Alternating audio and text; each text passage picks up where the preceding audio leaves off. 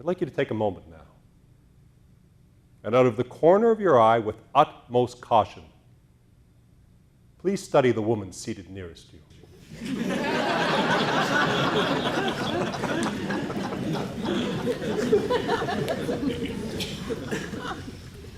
Do you know this woman? How well do you know this woman? Has she ever surprised you in any way? Have you ever discovered her alone? Or worse, discovered her in the company of others?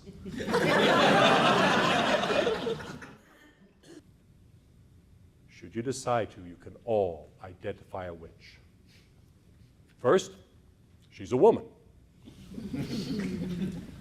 Not all women are witches, but all witches are women. Yes, there are wizards, warlocks, and mathematicians burned at the stake almost daily. But these evil men represent a small minority. An innocent Christian, perhaps on his way to Vespers, is lured into their trap. A succubus devil or witch draws semen from the quickly corrupted man. Once collected, the semen can be transported with great speed over great distances to a fertile witch. Witches can fly themselves through the air by the use of an ointment made from the limbs of children killed before baptism. Spread on a broom or chair, a semen-gathering witch can fly herself from place to impregnate an entire coven. This methodology is done under some constellation that favors the devil's purpose, that the child, the infected progeny, will be powerful and big and grow to become the incubus lover to the mother witch.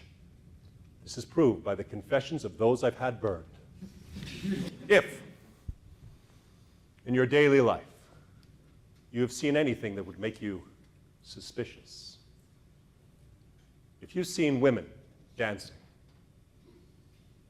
in the woods with the devil, or just dancing, or just in the woods.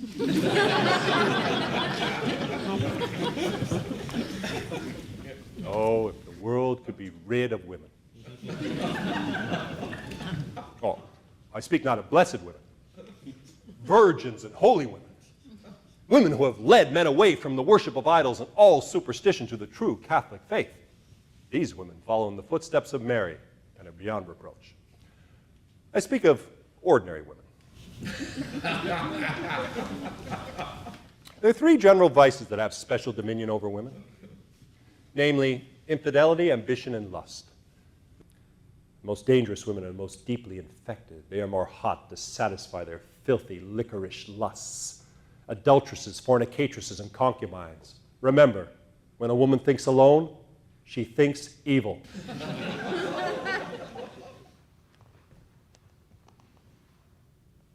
For how long you've been suspected of casting spells? Why are you hated and defamed? Why, with your 2 cows, do you have more milk than your neighbor, who has 6 cows? Why were you seen in the woods? She must answer. These questions are continually repeated to see if the witch always returns the same response. Blessedly, no blood has been shed. But justice prefers a witch should not be condemned to the fire unless she's convicted of her own confession. If she maintains her innocence, I let my officers bind her with cords.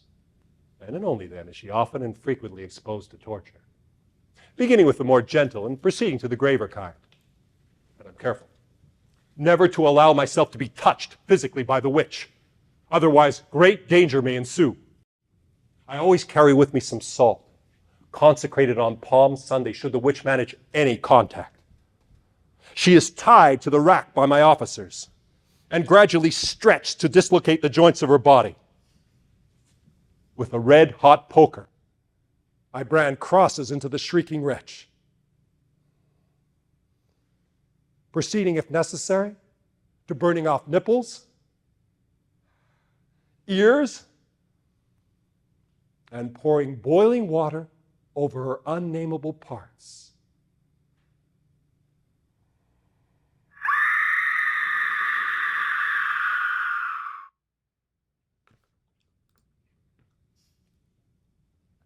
If, after this ordeal, she confesses all or part for which she was tortured, then the heresy's been proved.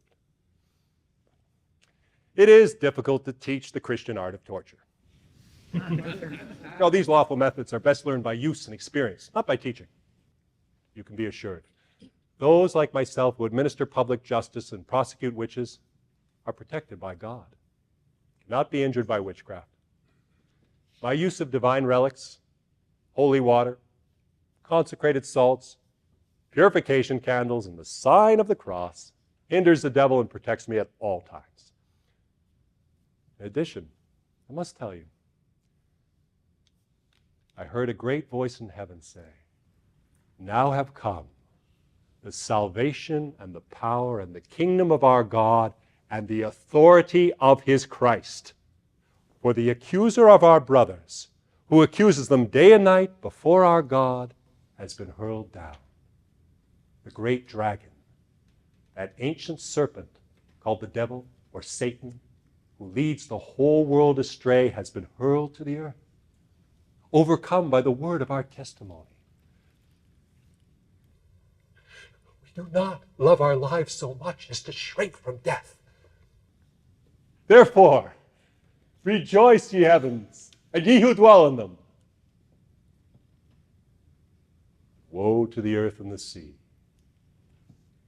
For the devil has come down to us for a time, times and half a time. And Satan is filled with fury, for he knows his time is short." And the witch will be captured.